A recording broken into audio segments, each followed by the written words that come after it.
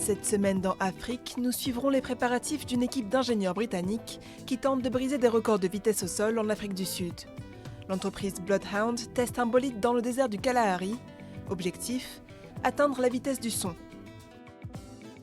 Nous irons ensuite en Gambie, où les sympathisants de l'ancien dictateur Yahya Jammeh attendent son retour. Malgré les accusations de meurtre, torture et même de viol, ces militants continuent de soutenir l'ex-président 3 ans après sa chute. Mais tout de suite, l'actualité de la semaine.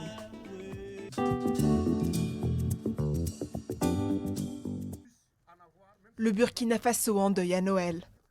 35 civils et 7 militaires ont été tués mardi dans une attaque djihadiste dans le nord du pays, la pire depuis 5 ans. Le ministre de la Défense, Chérif Mouminassi, s'est rendu sur les lieux de l'attaque à Arbinda, près de la frontière malienne. Nos forces armées nationales, nos forces de défense et de sécurité mettront tout en œuvre pour défendre leur pays, feront tout pour aller de victoire en victoire, en ayant l'assurance que ce combat n'est pas seulement le leur, mais c'est celui de l'ensemble de tout le Burkina Faso. Le président burkinabé a décrété 48 heures de deuil national en hommage aux victimes, en majorité des femmes. L'Algérie a enterré mercredi le puissant général Ahmed Gaïd Salah lors de funérailles dignes d'un chef d'État. La dépouille du chef d'état-major a été transportée jusqu'au cimetière d'El Alia, où attendaient des milliers de personnes. Le général est décédé lundi d'une crise cardiaque, 4 jours à peine après l'entrée en fonction du président Abdelmadjid Tebboune. La mort de l'homme fort qui s'était imposé en gardien du régime au pouvoir face à la contestation divise les Algériens. Certains manifestants ne lui souhaitent pas de reposer en paix, et d'autres disent le contraire. En ce qui me concerne, je m'en fiche. Nous attendions sa mort et la semaine de sa mort, nous avons fait le vœu que quelqu'un de bien le remplace. C'est le meilleur général que j'ai connu, que Dieu ait pitié de lui. Je demande à Dieu qu'il entre au paradis. La justice ivoirienne accuse l'ex-chef de la rébellion Guillaume Soro d'avoir préparé une insurrection civile et militaire. Le procureur de la République, qui avait annoncé lundi un mandat d'arrêt contre l'opposant, dénonce un complot. Ce sont les services de renseignement qui, dans le cadre de leur mission, ont pu intercepter des audios. Ils ont pu également trouver des personnes qui s'apprêtaient à venir porter un coup aux institutions de la République. Des accusations balayées par sa défense. Le candidat à la présidentielle de 2020 devait rentrer lundi en Côte d'Ivoire, mais son avion a été dérouté pour entrer en Europe, au terme d'une journée marquée par des violences policières contre ses partisans à Abidjan. En Centrafrique, de nouveaux affrontements entre miliciens et commerçants ont coûté la vie à au moins 30 personnes au PK5, quartier majoritairement musulman de la capitale Bangui. Après 2 jours de violence, la rue principale de la zone était désertée et de nombreux magasins ont été pillés. Pas de 4e mandat pour le président du Burundi. À moins de 6 mois de la présidentielle, Pierre Nkurunziza a annoncé qu'il ne se présentera pas aux élections de mai 2020. Le Burundi traverse depuis 2015 une crise née de la décision du président de briguer un 3e mandat qu'il a obtenu en juillet de la même année. Le président turc Recep Tayyip Erdogan a annoncé jeudi un vote au Parlement sur l'envoi de troupes en Libye pour soutenir le gouvernement de Tripoli face au maréchal Haftar. Nous avons soutenu et nous continuerons à soutenir par tous les moyens le gouvernement de Tripoli, qui résiste contre un général putschiste soutenu par des pays arabes et européens. La Libye est déchirée entre 2 pouvoirs rivaux, le gouvernement d'union nationale basé à Tripoli et le pouvoir représenté par le maréchal Haftar, qui a lancé début avril une offensive pour conquérir la capitale. Depuis Tunis, le ministre libyen de l'Intérieur du GNA a déclaré qu'il pourrait demander le soutien militaire d'Ankara pour défendre Tripoli.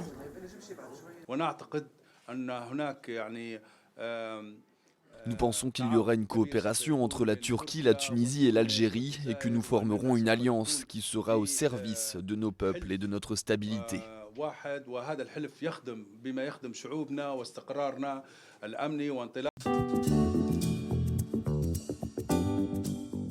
Bientôt la fin du franc CFA. Samedi à Abidjan, le président ivoirien Alassane Ouattara et son homologue français Emmanuel Macron ont annoncé une réforme prochaine de la monnaie, l'un des derniers vestiges de la France-Afrique. La monnaie commune prendra le nom d'ECO dans 8 pays francophones de l'Afrique de l'Ouest.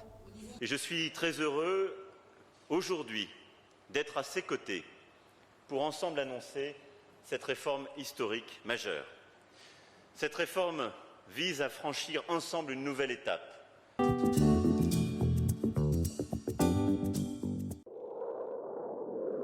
Pied au plancher, en plein désert.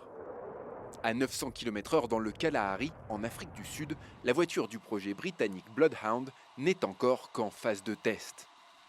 Dans le viseur, le record du monde de vitesse au sol, actuellement de 1223 km/h.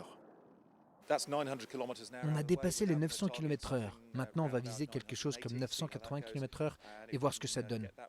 Et si on y arrive, on essaiera de pousser jusqu'à 1000. C'est à peu près la vitesse maximale qu'on peut atteindre sur nos 16 km de piste. Ici, c'est le lit d'un lac asséché au cœur du Kalahari, l'un des rares endroits au monde assez plat pour atteindre de telles vitesses. Pour propulser ce drôle d'oiseau, un réacteur d'avion de chasse sous lequel s'ajoutera plus tard un moteur de fusée. Le tout sur 4 roues d'aluminium. Alors cette voiture, parce que oui, il s'agit bien d'une voiture, a un volant, une pédale pour accélérer et une pédale pour freiner. La puissance totale aujourd'hui en Afrique, c'est 50-54 000 chevaux, ce qui équivaut à 9 tonnes de poussée. Pour piloter un tel bolide, difficile de trouver plus qualifié que Andy Green, actuel détenteur du record du monde de vitesse au sol et ancien pilote de chasse. Ce sont des sensations très différentes, un environnement très différent, un véhicule très différent. Mais les aptitudes qu'il faut pour surveiller la haute vitesse, la contrôler, prendre des décisions en se demandant « est-ce que tout a l'air OK ? Est-ce que c'est sûr de continuer ?»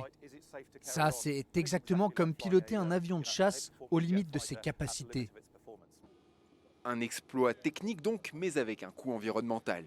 Véhicules, personnel et infrastructures, le tout en plein désert.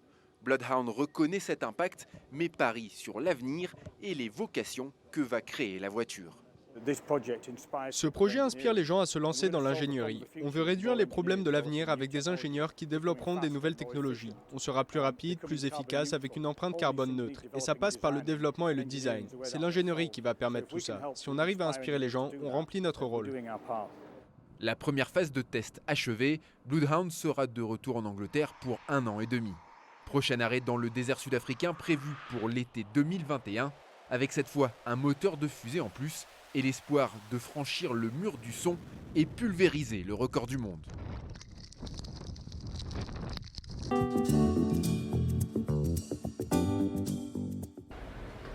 Le 1er décembre 2016, le dictateur gambien Yahya Jammeh perdait l'élection présidentielle.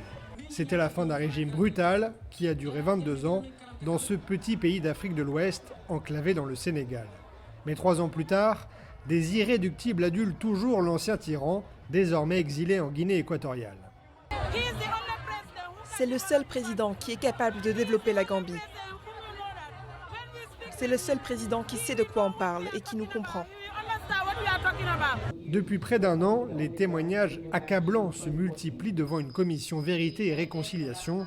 Torture, exécution d'opposants, l'ancien dictateur est même accusé de viol. Mais ses supporters rejettent en bloc ces accusations. Ils assurent que l'ancien parti présidentiel, l'APRC, survivra à ce grand déballage. On le voit ici, et tous ces gens qui affichent leur amour pour lui. La commission Vérité et Réconciliation doit voir qu'il y a toujours des gens qui aiment l'ancien président. Pour son rassemblement annuel, le parti de Jammeh a attiré plusieurs milliers de personnes. Une démonstration de force pour un mouvement qui ne compte plus que 5 sièges sur 58 à l'Assemblée nationale. C'est une conséquence paradoxale de l'ouverture démocratique permise par son départ.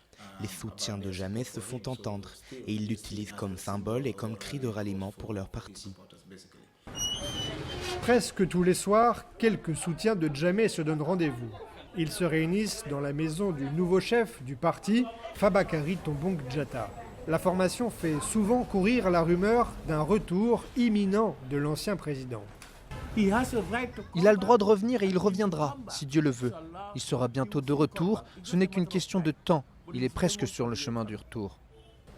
Mais si Yahya Jammeh revenait en Gambie, il risquerait alors, très certainement, de devoir faire face à la justice. C'est tout pour cet épisode d'Afrique. À la semaine prochaine.